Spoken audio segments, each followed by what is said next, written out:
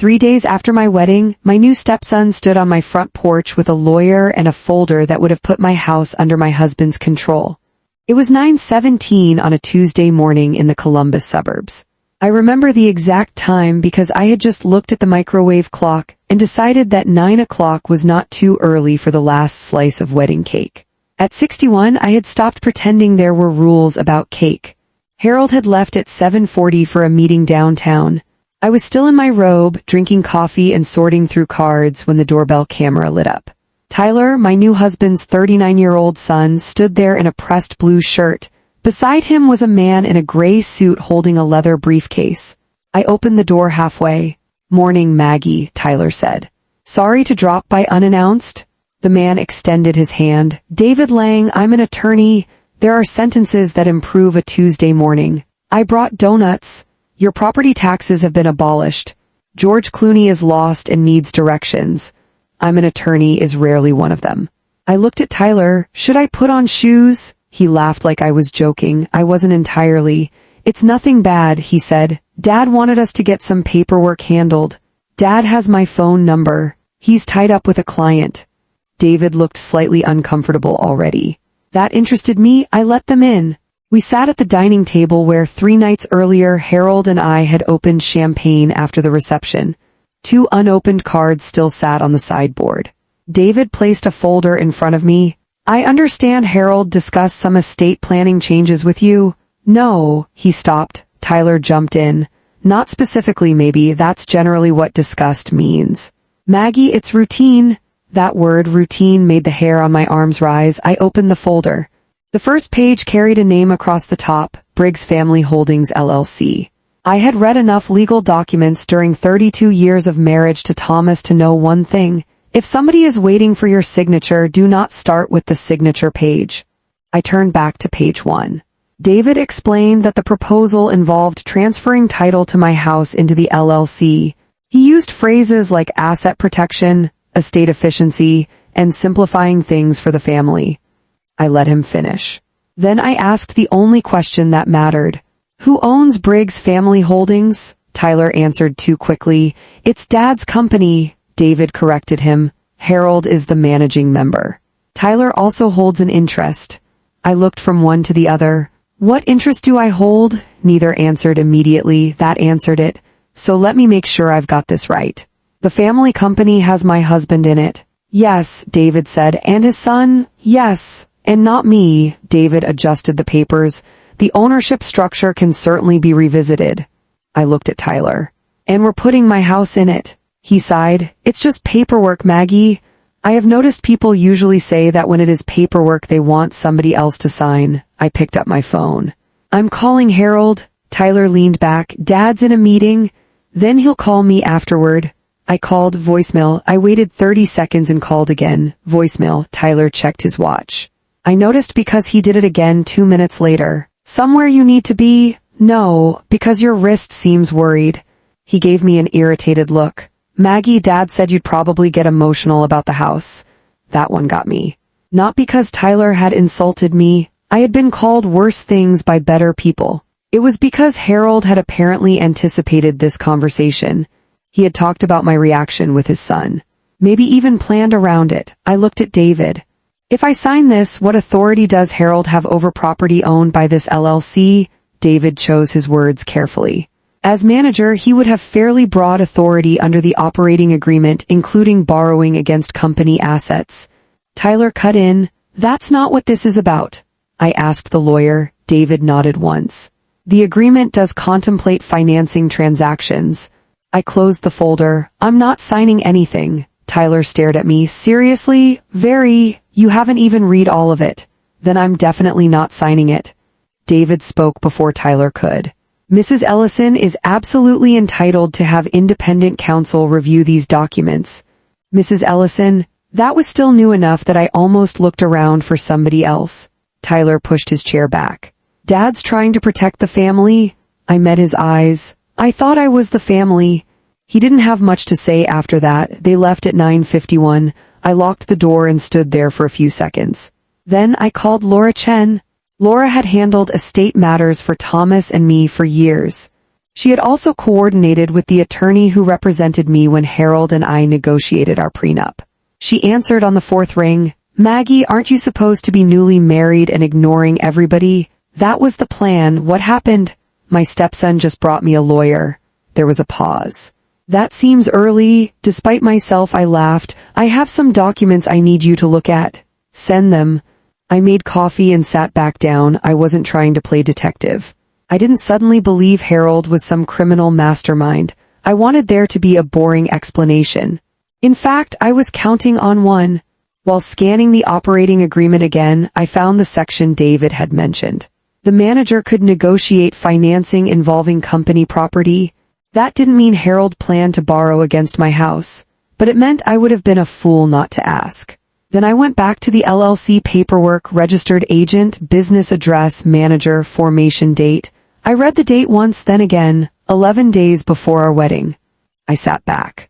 That bothered me more than anything Tyler had said. 11 days before our wedding, I had been arguing with the florist about whether we really needed extra greenery on the tables. Nobody would remember. Harold had been creating Briggs Family Holdings. Maybe there was an innocent explanation. I wanted one badly enough that I'm embarrassed to admit how quickly I started inventing possibilities for him. Maybe his accountant recommended it. Maybe it involved some unrelated property. Maybe Tyler was the one pushing everything. Then I looked at the wedding cards on the counter. One was still standing open. "To Maggie and Harold, may this be the beginning of your happiest chapter." I reached over and turned it face down, because by then I wasn't really wondering why my husband wanted my house in an LLC. I was wondering why he decided he needed that LLC before I ever became his wife. I didn't tell Harold I'd called Laura. That may sound calculating. It wasn't. At least it didn't feel that way at the time. I simply wanted one conversation where I wasn't reacting to information somebody else had already had time to prepare. After Tyler left, I spent most of the afternoon doing ordinary things badly. I ran the dishwasher half full, started laundry and forgot about it, went to the grocery store for milk and came home with coffee filters, bananas, and no milk. My mind kept circling back to the same question. Why before the wedding? And once that question got into my head, older conversations started coming back. Not dramatic ones. That's the trouble with hindsight. Nobody plays ominous music when somebody asks whether your mortgage is paid off. About 6 months earlier, Harold and I had been sitting on the back patio when he'd asked, "You and Tom bought this place when 98? Still have a mortgage?" I laughed. "At our age, God, I hope not." He'd smiled. Smart, that was it. Another time, driving home from dinner, he'd asked whether Thomas had kept any commercial property after selling the company. "A couple of buildings," I'd said. "Still in the family, some are." Then he'd changed the subject to Ohio State football. Nothing about those conversations had bothered me. Harold knew I had money. That was never a secret between us. When we'd negotiated the prenup, both of us had separate attorneys. My financial schedules made it very clear that I had substantial assets from my marriage to Thomas. Harold had his retirement accounts, business interests, and property. I had mine. We weren't two 25-year-olds starting out with a sofa and $1,200. We were people in our 60s or close enough, in my case, with entire lives behind us. The exact current value of my investments wasn't something I discussed over meatloaf. Apparently, though, Harold had been paying attention to the shape of things. One memory bothered me more than the others. I'd been complaining about the estimate for replacing part of the roof. Harold had laughed and said, "You're lucky you don't have to worry about money like normal people." I'd laughed too. Sitting alone at my kitchen table now, I heard the sentence differently. Not like I do, like normal people. At 6:40 that evening, the garage door opened. Harold came in carrying a white paper bag from the little Italian place I liked. "Peace offering," he called. That was an unfortunate choice of words. "For what?" He appeared in the kitchen doorway and kissed my cheek. "Being gone all day 3 days after our wedding." He held up the bag. "Lasagna, garlic bread, that salad you like with too much cheese." I watched him unpack everything. He looked normal. Same blue shirt he'd left in that morning, reading glasses sticking out of his breast pocket. Slight crease between his eyebrows from a day of staring at contracts. I almost wished he'd looked guilty. Instead, he looked like my husband. "How was your day?" I asked. Long. Anything unusual happen? Not really. He took 2 plates from the cabinet. I waited. He didn't say another word. Finally, I said, "Your son brought a lawyer to my house." Harold stopped with the lasagna container halfway open. There it was only for a second. Maggie, his name was David. I know David. I assumed so. He wasn't selling magazine subscriptions. Harold set the container down. Tyler wasn't supposed to come over without me talking to you first. That's interesting because Tyler seemed to think you sent him. I told him we needed to get some things organized. He jumped ahead. With your lawyer. He's worked with David before. I pulled out a chair. Sit down. Harold stared at me. Can we eat first? No, he sat. I put the LLC documents between us. What is Briggs Family Holdings? He rubbed his forehead. It's exactly what David probably told you, an entity for consolidating some family assets. Estate planning. Liability protection. Why isn't my name on it? It could be, but it isn't. Maggie, you're getting hung up on a draft. Why was the draft at my house with a place for my signature? He leaned back. Because eventually I thought we'd put the house into it. You thought? Yes. Did you think about asking me? I was going to, before or after I signed. His mouth tightened. That isn't fair. Neither of us spoke for a few seconds. Then Harold said, look, Tyler handled this badly. I'll talk to him. This isn't about Tyler. He's the one who showed up. You created the LLC. That stopped him. I slid the formation page across the table and tapped the date. 11 days before our wedding. Harold looked down for the first time. His irritation replaced the apologetic tone. So I wasn't your wife 11 days before our wedding. We knew we were getting married. Apparently you also knew where you wanted my house. He stood. Come on, Maggie. No, explain it. We're married now. At some point there has to be an ours. I agree. That seemed to surprise him. I said there absolutely should be an ours, but ours doesn't begin with your name on my deed. He looked away. I hated that we were having the conversation. That's probably the part people don't understand when they hear stories like this afterward. They imagine you feel powerful the moment you catch something wrong. I didn't. I felt tired. I wanted him to say one thing that would let me go back 3 hours and stop wondering. Eventually Harold sat down again. You're right, I waited. I should have talked to you first. Yes, and I shouldn't have let Tyler get involved. No, I'll take care of it. What does that mean? We won't move the house. Just like that. He reached across the table, but I didn't take his hand. His face changed. Maggie, I'm sorry.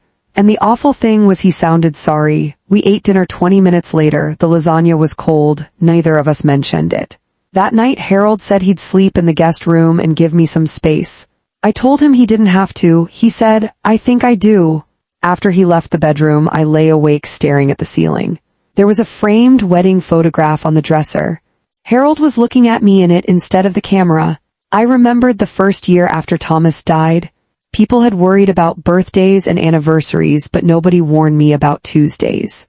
Tuesdays were worse. Nothing happened on Tuesdays. No one checked on you. You'd walk into the house with groceries and realize nobody cared whether you'd remembered the milk. Once, about 6 months after Thomas died, I'd come home from dinner with Denise and called into the hallway, Tom, you wouldn't believe what Denise... Then I'd stopped. The house had answered for him. Harold had changed that. He'd made ordinary days ordinary again. Coffee in the morning, somebody complaining about the thermostat, somebody asking if we needed anything from the store. I wasn't ready to believe all of that had been a setup. The next morning Laura called. I've read the documents. I went into Thomas's old office and closed the door. Tell me I'm overreacting. I can't do that. That wasn't what I wanted to hear. She explained that nothing could happen to my house without my signature. I wasn't in immediate danger, but if I transferred it, it would become an LLC asset. Harold, as manager, would have broad authority under this agreement. To do what? Among other things, negotiate financing involving company assets. I stared out the window. So he could borrow against it? There are details and limitations we'd need to examine, but that's the concern I would have before you transferred anything. I sat down. Laura asked, has Harold mentioned needing collateral? No. A business loan? No. Any project having trouble? No. She was quiet. Then she said, I did find something you should see. Harold and Tyler were both connected to a redevelopment project outside Dayton. That part wasn't news. Harold had talked about Dayton for nearly a year. What I didn't know was that the project had recently been seeking additional financing. Laura was careful not to make conclusions she couldn't support. She didn't have to. I thought about Tyler sitting at my dining table checking his watch twice. Suddenly, the hurry made sense. Maybe Briggs Family Holdings wasn't about what happened to my house after I died. Maybe it was about what Harold needed my house to do while I was very much alive. Laura didn't uncover some secret file that explained everything. I wish life worked that way. One folder, preferably labeled things your husband forgot to tell you, and you could be home by lunch. Instead, we spent the next 2 days putting together pieces that didn't look especially dramatic on their own. Harold and Tyler's project outside Dayton had started with a plan that sounded reasonable enough. They'd bought an aging office complex with 2 other investors and intended to convert part of it into apartments with restaurants and retail on the ground floor. Harold had shown me the architectural renderings months earlier. Trees where there weren't any trees, young couples drinking coffee on balconies. A golden retriever in one picture, which apparently is required by law whenever developers want you to believe someplace will be pleasant. I told him it looked nice. What he hadn't told me was how badly the numbers had changed. Construction costs had climbed. A restaurant group pulled out. One investor refused to put in more money. The lender wanted additional financial support before extending the next round of financing.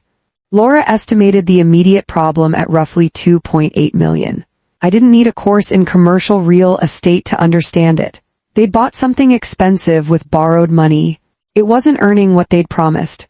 And now everybody wanted somebody else to take the risk, including, apparently, me. Harold became remarkably attentive during those 2 days. Thursday morning, he made coffee before I got downstairs. There were flowers on the kitchen counter that afternoon. Friday, he brought home breakfast from a diner we liked.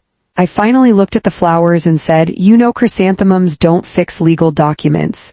They're not supposed to. Then what are they doing?" He gave me a tired smile. "Being flowers." That almost got me. Harold had always been good at that, bringing a conversation down from the ledge without making you feel foolish for being upset. "I talked to Tyler," he said. "He won't bother you again. That's not exactly the problem." "I know," he sat across from me. "I'll dissolve the LLC if that's what you want." I studied him. "Just like that?" "Yes." "Why?" "Because it was a bad idea."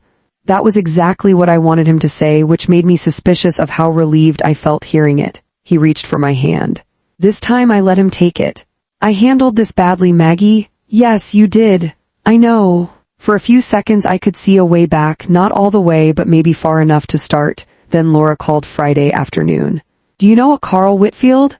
The name was familiar. One of Harold's investors, former investor. Apparently Carl Whitfield was 66, owned a chain of industrial supply businesses, and had the particular kind of confidence that comes from spending 40 years signing the front of checks instead of the back. I'd met him twice. He wasn't my friend. That mattered. Carl hadn't contacted Laura because he wanted to rescue me. He and Harold were disputing what had been represented to investors about additional funding for Dayton. Carl was protecting Carl. I trusted that motive more than sudden heroism. "What does he want?" I asked. "To verify whether Harold had authority to represent additional family resources as potentially available." My stomach tightened. "What family resources?" He didn't specify, but there's something else. Months earlier, Tyler had forwarded project correspondence to several people while rushing between meetings. Part of an internal exchange with Harold remained below the forwarded message. Carl had received it. At the time, he apparently hadn't cared about a conversation concerning Harold's future wife. Now he did. With Carl's permission, Laura sent me the relevant portion. I opened it on my laptop. The first message was from Tyler. Dated 6 weeks before my wedding. I read it, then read it again. "Once you're married, she'll loosen up. Start with the house. Don't mention anything else until she's used to sharing." I stopped there. Laura was still on the phone. "Maggie, I'm here." Below Tyler's message was Harold's reply. 4 words did most of the damage. "She trusts me, don't push too hard." I don't remember what Laura said next. I was looking at those words. She trusts me. Harold hadn't told Tyler to stay out of our finances. He hadn't said I wasn't some account they could draw from. He hadn't even said, "Don't talk about my wife that way." He'd told him not to push too hard, as if the problem wasn't what they wanted, only how quickly they asked for it. "I need to call you back," I said. "Of course." I closed the laptop, then opened it again. There was more. Tyler had written, "Even if Callahan only left her 5 or 6 million, that's enough to stabilize this." I stared at the screen, and then, God help me, I laughed. It wasn't a happy laugh, it just escaped. I called Denise. She answered, "You okay?" "No, good start." I read her the email. There was a pause, then Denise said, "Wait. He thinks you have 5 million, maybe 6. Another pause. "So they tried to rob Fort Knox because they thought it was a nice credit union." Denise, what? I'm trying to be supportive. I laughed again, then I didn't. Thomas and I hadn't started rich. When our daughter was little, I did payroll at the kitchen table after she went to bed. I handled benefits when the company had 11 employees. I once spent an entire Sunday calling customers because our billing software had corrupted a month's worth of invoices. Thomas built the company, so did a lot of people, and in my own less glamorous way, so did I. Years later, after we sold our controlling interest, the proceeds were invested. We still had commercial property. There was insurance after Thomas died. The investments kept growing. By the time I married Harold, the separate assets I controlled were worth a little over 43 million. Harold knew I was wealthy. Our prenup made sure neither of us entered marriage pretending otherwise. But my current net worth wasn't something I gave him quarterly updates on, and Tyler clearly knew almost nothing. Apparently he'd taken a few comments from his father, added confidence, and arrived at 5 or 6 million. That should have made the situation less frightening. Instead, it made it worse. They hadn't needed to know I had 43 million to start planning around my property. 5 was enough. That evening, I sat on the back porch until the mosquitoes decided I'd had enough reflection. There was one question I kept avoiding. If Harold had come to me 6 weeks before the wedding and said, "Maggie, Dayton is in trouble. I may lose a lot of money. Would you consider helping me?" What would I have said? I knew the answer. Probably yes, not blindly. Not 2.8 million dropped into his lap with a kiss and a casserole. I would have asked questions. Laura would have reviewed everything. There would have been protections, but I probably would have helped my husband. That was what hurt, not that Harold wanted something from me. That he decided asking honestly was less useful than managing me. My phone rang a little after 7. "Harold," I let it ring twice before answering. "Hi." His voice sounded different. No charm, no careful reassurance. "Maggie, we need to talk about Dayton." I waited. "There's something I haven't told you." I looked through the kitchen window. His flowers were still on the counter. "All right. I'll be home in about 40 minutes. We hung up. Less than 10 minutes later, Laura called. I received another document from Whitfield. I almost didn't want to know. "What is it?" A financing presentation Harold's team circulated. And there is a section describing potential sources of financial support. I stood very still. Laura read the phrase to me, "Significant family liquidity available if required." I looked at the wedding ring on my hand. Then I asked the only question that mattered. "Whose family?" Laura didn't answer. She didn't need to. Harold got home 32 minutes later. I know because I watched the clock, not because I was waiting to catch him in something. I was still hoping he'd walk through that door and tell me enough truth to make the last few days look different. He found me at the kitchen table. The flowers he'd brought me were between us. Harold took off his jacket and sat down. "I should have told you Dayton was in trouble." "Yes." He rubbed both hands over his face. "It wasn't supposed to get this bad. Things rarely are." He told me the rest. The project was running out of room. The lender wanted more support. Contractors were waiting on payments. Harold had personally guaranteed part of the debt. If the deal collapsed badly enough, he could lose a significant portion of what he'd spent 30 years building. Tyler had money in it too. "How much do you need?" I asked. Harold hesitated. "Immediately, somewhere around 3 million, 2.8. His eyes lifted. That was the moment he realized I'd been asking questions of my own. "Laura found some of it?" He leaned back. "So you've got lawyers digging through my business now?" "No, I have a lawyer reviewing documents your son brought into my house. That's not the same thing." "No, Harold. It isn't." He stood and walked toward the sink. "I wasn't trying to take your house." I looked at him. "Then why did a lawyer bring me papers transferring it?" "I wanted options." "For whom?" "For us." There it is again. That word, I pointed toward the hallway. That word didn't appear anywhere in Briggs Family Holdings. He turned away. For a while neither of us said anything. Then Harold sat down again, his voice changed, quieter. You know how many people are tied to this project. I know it's more than you and Tyler. Contractors, employees, small investors, people who trusted me. That word didn't escape me, trusted. Harold continued. If Dayton falls apart, this isn't just me losing money. I understand that. Do you? Yes, because right now it feels like you're treating me like some guy who showed up at your door asking for a check. No. Your son did that? He flinched. I regretted the line almost as soon as I said it, not because it wasn't true, because I didn't want every conversation between us to become a contest for the sharpest sentence. Harold stared down at the table, then he said, if Thomas were alive and his company was in trouble, would you help him? That shut me up. He looked at me. Would you? Yes. There was no point lying. Thomas and I had risked everything together more than once.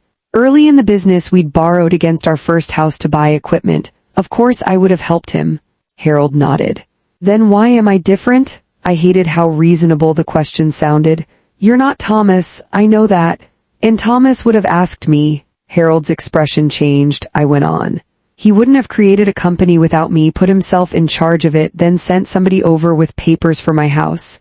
I said I was sorry. I know. I'll dissolve the LLC. You already said that. And I'll keep Tyler out of our finances. I looked at him. I mean it, Maggie? Part of me wanted to believe him so badly I could almost feel myself leaning toward it. That's embarrassing now. It wasn't then. I had married this man because I loved him. 3 days didn't erase 18 months. And grief had taught me something people don't talk about much. Once you've lost one marriage to death, you're not eager to throw another one away. Even when common sense is clearing its throat in the corner. 2 days later, Harold and I sat in a counselor's office in Worthington. Her name was Dr. Susan Keller. She was probably around my age, wore sensible shoes, and had the unnerving habit of letting silence sit there until somebody finally told the truth just to get rid of it. Harold explained Dayton. He explained the financing deadline. He explained Tyler. He explained that he'd intended to discuss everything with me. Susan listened. Then she asked, why didn't you ask Maggie before making plans involving her property? Harold started talking about the lender. Susan waited. He moved on to the project deadline. She waited some more, then Tyler. Finally she said, those things explain why you needed money. Harold stopped. They don't explain why you didn't ask your wife. There was a long silence. I looked at Harold. He stared at the carpet. Finally he said, I thought she'd say no. That was probably the most honest thing he'd told me all week. I said, you never gave me the chance. I know, and I believed he understood. At least I wanted to. The next couple of days weren't easy. People had begun hearing that the Dayton project was in trouble. One woman we knew from a neighborhood dinner stopped me outside the grocery store. Harold must be under terrible pressure. He is. She touched my arm. Marriage is a partnership, Maggie. I knew what she meant. She didn't know enough to mean anything cruel by it. Still, I sat in my SUV afterward for 10 minutes. 43 million. That number had started feeling less like security and more like an accusation. I could solve Harold's immediate problem.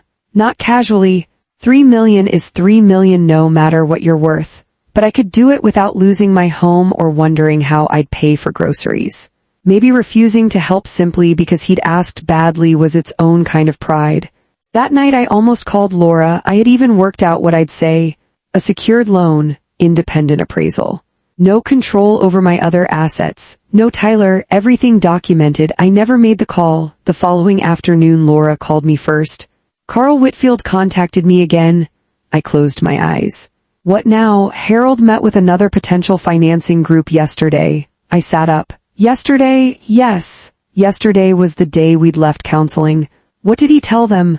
The revised material is more careful. That didn't reassure me. Laura read the wording. Additional family resources under discussion. I stared at the wall, under discussion. Technically, I suppose that was clever. Harold and I certainly had discussed my money, mostly in sentences beginning with why did you, but nothing was available. Nothing had been offered, and after counseling he knew exactly where I stood. That evening I waited until we'd finished dinner. Did you meet another lender yesterday? Harold didn't even look surprised. No, I watched him. Maybe Laura had the date wrong. Maybe Carl did. I gave Harold an exit. Think before you answer me again.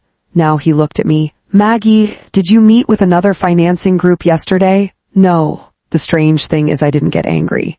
Something simply settled. The LLC had frightened me. The email had hurt me. But this was different. Harold knew I knew enough to ask the question.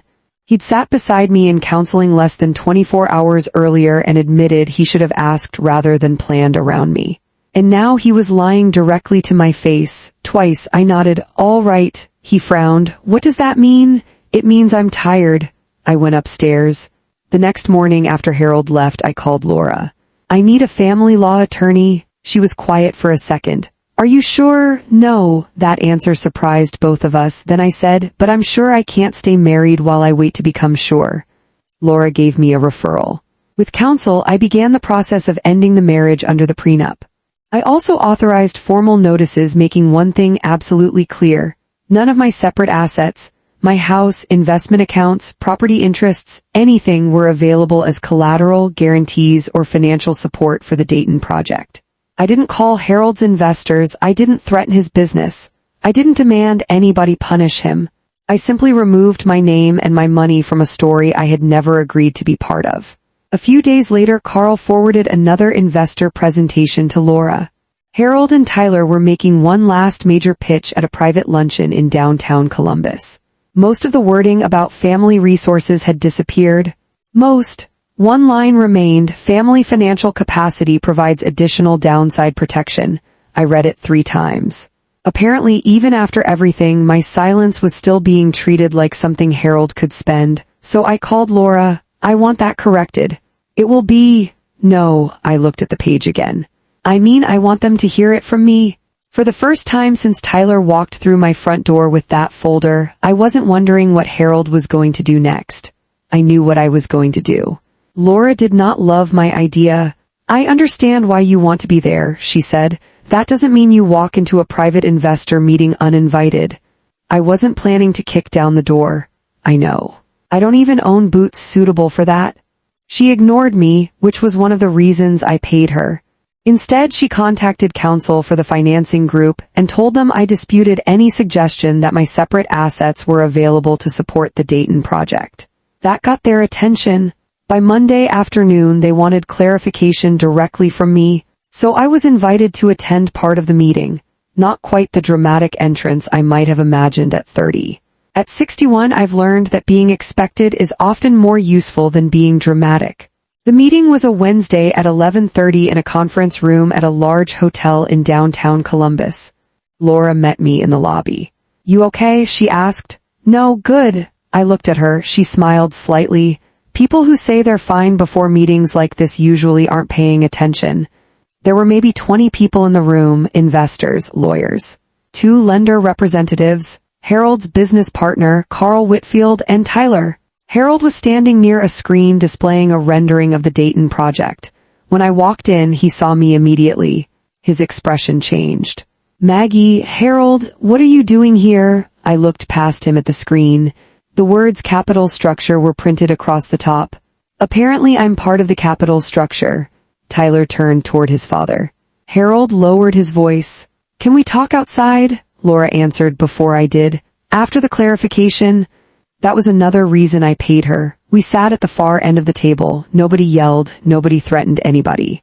In real life, the rooms where people can lose millions of dollars are often disappointingly quiet.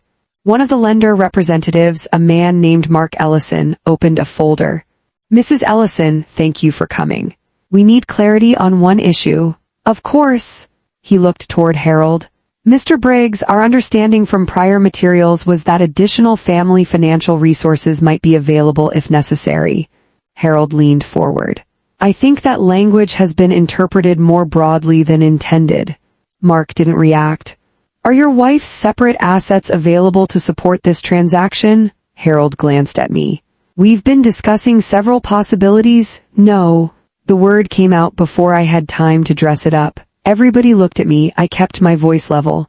My separate assets are not available to support this project.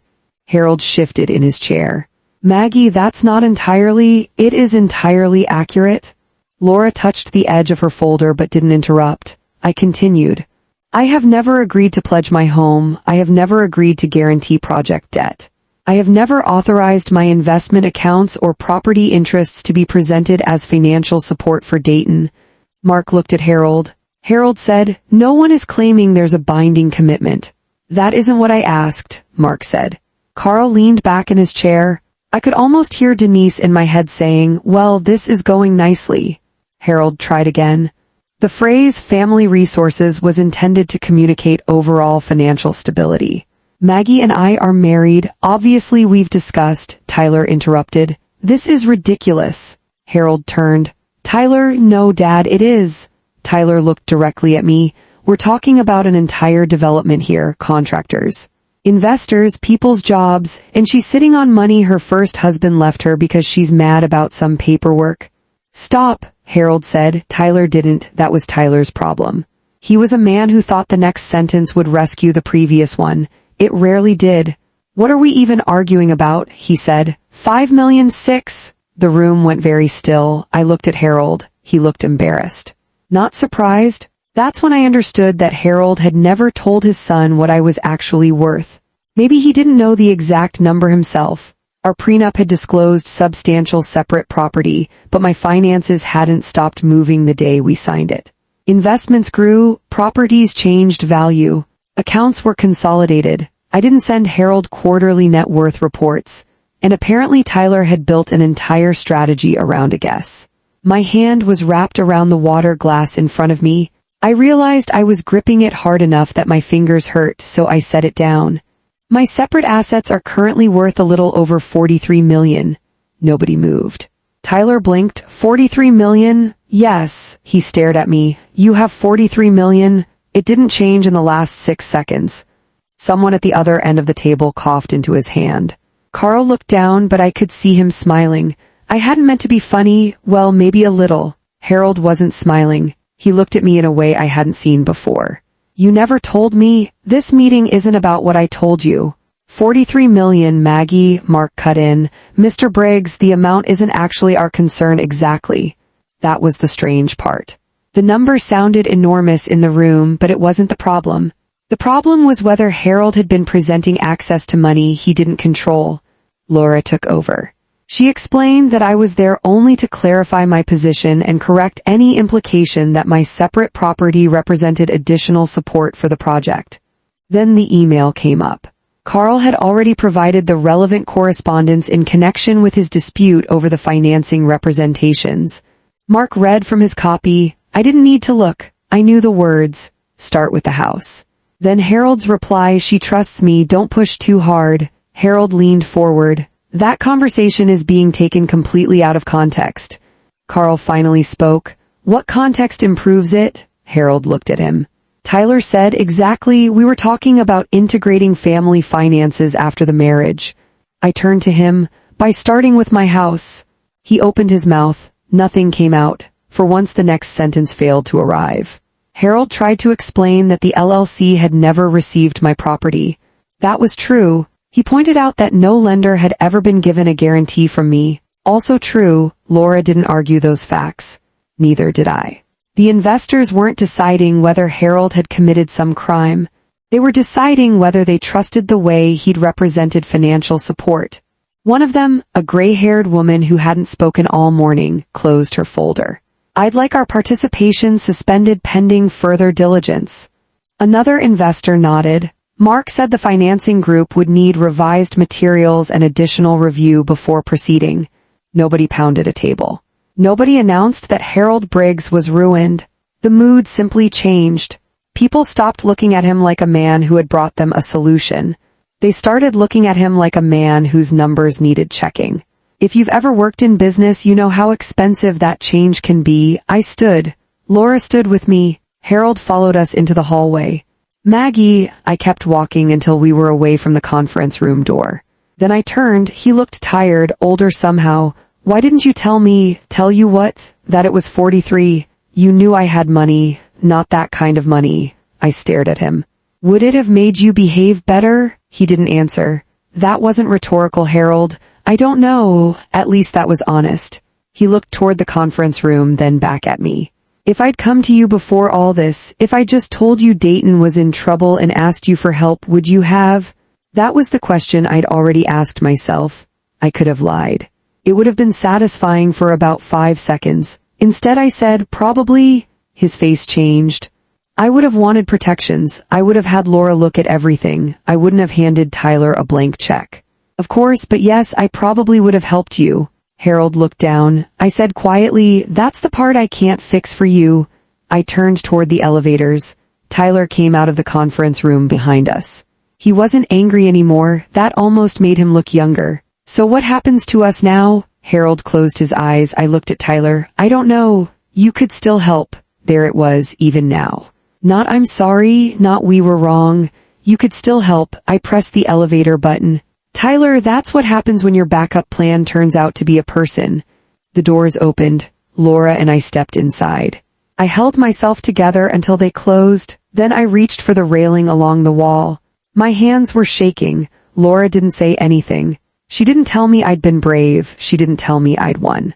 She just stood beside me while we went down 18 floors. I was grateful for that, because I didn't feel victorious. I felt like I'd just watched a marriage end in a conference room full of strangers. And even when ending it is the right thing to do, there's nothing particularly victorious about that.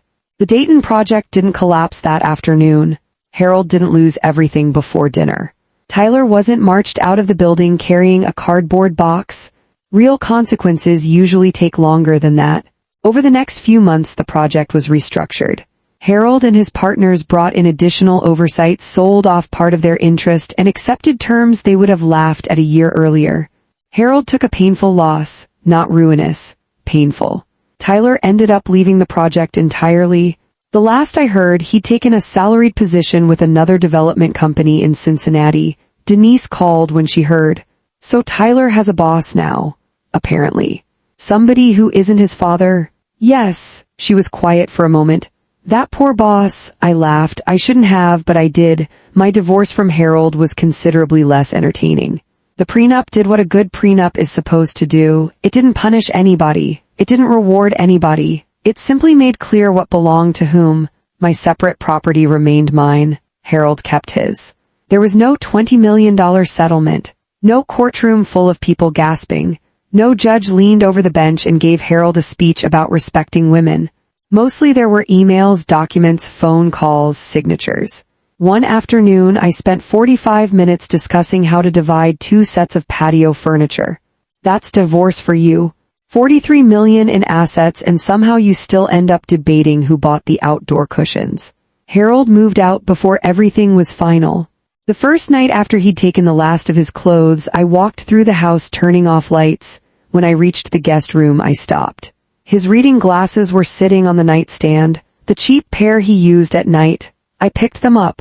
For one stupid second I nearly called him, not because I wanted him back, I just knew he'd need them. That's the problem with loving somebody. Your habits don't receive legal notice when the marriage ends. I put the glasses in a padded envelope the next morning and mailed them to his office. No note. About 3 months later an envelope arrived for me, Harold's handwriting. I left it on the counter until after dinner, then I opened it. The letter was 4 pages long. He didn't ask me to come back. That surprised me. He didn't blame Tyler either. That surprised me more. Harold wrote that he'd spent weeks trying to figure out when he'd crossed the line. He said he had loved me when he proposed. I believed that. He'd known I was financially secure. Obviously, our prenup had made that impossible to miss. But when Dayton began going bad, he'd started thinking about what my money could solve. At first, Maggie could help me, then. Maggie should help me? Eventually, of course Maggie will help me. By the time Tyler suggested starting with the house, Harold had already convinced himself that the problem wasn't whether I wanted to help. It was how to get me comfortable enough to do it. There was one sentence in the letter I read several times. I turned your security into my contingency plan. That was probably the closest he ever came to understanding it. I folded the letter and put it back in the envelope. I didn't answer, not because I hated him. By then I didn't. That's another thing nobody tells you. Sometimes it's easier when the person who hurt you was secretly terrible all along. Harold wasn't. He could be generous, funny, patient. He'd sat beside me through the anniversary of Thomas's death without once acting threatened by a dead man. He knew exactly how I liked my coffee and always remembered that I hated cilantro. And he still betrayed me. People can love you and behave selfishly. Both things can be true. Accepting that was harder than deciding who got the patio furniture. For a while I became cautious about money in ways I didn't like. Every time somebody mentioned a charity, investment, loan, or even an expensive dinner, I noticed myself tightening up. Then one afternoon Denise and I were reviewing some paperwork from a scholarship fund Thomas and I had started years earlier. It was small. Originally we'd created it for employees' children. I was reading an application from a 52-year-old woman who'd spent nearly 20 years caring for her children and then her mother. Now she wanted to train as a respiratory therapist. I read her application twice. Then I called the administrator. Over the following months I expanded the program. Nothing grandiose. I didn't give away half my estate to prove a point. We simply widened eligibility to women over 45 returning to community college, certification programs, or vocational training after years spent raising children, caring for family, or rebuilding after losing a spouse. I also set aside money for emergency grants benefiting families connected to Thomas's old company. When I told Denise, she stared at me across lunch. So let me understand this. That usually worries me. You just spent months keeping people away from your money. Yes. And now you're giving some of it away. Also yes. She pointed her fork at me. Explain, there's a difference between opening your hand and somebody reaching into your pocket. Denise stopped chewing, then she nodded. That's good. Thank you. You should put that on a coffee mug. Then you'd make me pay $18 for it. 22. It's a fundraiser. That was the first time in months I'd laughed about money without feeling something sour underneath it. On what would have been our 34th wedding anniversary, I drove out to the cemetery where Thomas was buried. I didn't bring Harold's letter, I didn't have a speech prepared. I just stood there for a while. Thomas used to say something when our business was young and things went wrong. Watch what people do when they think you need them. Back then he meant vendors, banks, customers. Standing there that afternoon, I realized my second marriage had taught me the other half. Watch what people do when they think they need something from you. Thomas hadn't just left me money. We had spent 32 years learning what money could and couldn't do inside a marriage. We'd argued about it, risked it, saved it, lost some, made more. But neither of us ever treated the other person's consent as an inconvenience. That was the difference. A few weeks after the divorce became final, I stopped at a small cafe outside Columbus on a Saturday morning. I took a table by the window, coffee, 2 eggs, toast, an actual newspaper because I'm 61 and I refuse to apologize for certain things. I was halfway through the local section when the waitress came over with the coffee pot. More, please. She filled my cup, then picked up the extra place setting across from me. Just one today. I looked at the empty chair. There had been a time after Thomas died when that question would have followed me home. Then Harold came along and I'd thought having somebody in that chair meant I'd escape something. Now I knew better. I smiled at her. Just me. She took the extra silverware and moved on. I went back to my newspaper. And for the first time in a very long while, the word just didn't sound like something was missing. It sounded like enough. I used to think trust meant having nothing to hide. I don't anymore. Trust is knowing that when somebody discovers what you have, they don't immediately start calculating what part of it should belong to them. Harold lost more than access to my money. He lost the woman who probably would have helped him if he'd simply treated her like his wife. And I learned something too. Protecting yourself doesn't make you cold. Generosity only means something when it's your choice. If you've ever had somebody mistake your kindness for permission, tell me in the comments what you would have done in my place. And if you'd like to stay for another story about the quiet ways people try to rewrite the rules after 60, hit that subscribe button. Because the next one starts with a phone call at 2:17 in the morning and a voice that said, "Mom, I need you to sign something." Tonight,